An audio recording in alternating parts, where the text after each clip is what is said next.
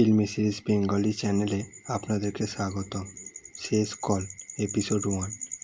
ঋত্বিক কাঁপা হাতে ফোনটা রিসিভ করে। ওপাশে কয়েক সেকেন্ড সাইলেন্স। তারপর আবার সেই মেয়ের গলা, তুমি তুমি এখানে কেন এসেছো? আমি তো তোমাকে আসতে বলিনি। ঋত্বিক অবাক হয়ে যায়। সে চিৎকার করে বলে, কাল রাতেই তো তুমি আমাকে অ্যাড্রেস দিয়েছিলে।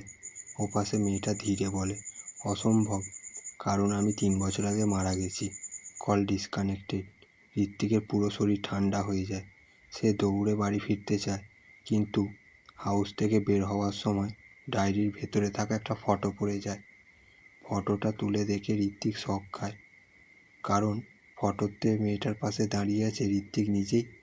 কিন্তু প্রবলেম হলো, এই ফটো তোলা হয়েছিল 3 বছর আগে, যখন ঋত্বিক কখনো ওই মেয়েকে চিনতই না। ঋত্বিক আর মেয়েটার কানেকশান কি? এপিসোড 2 আসছে।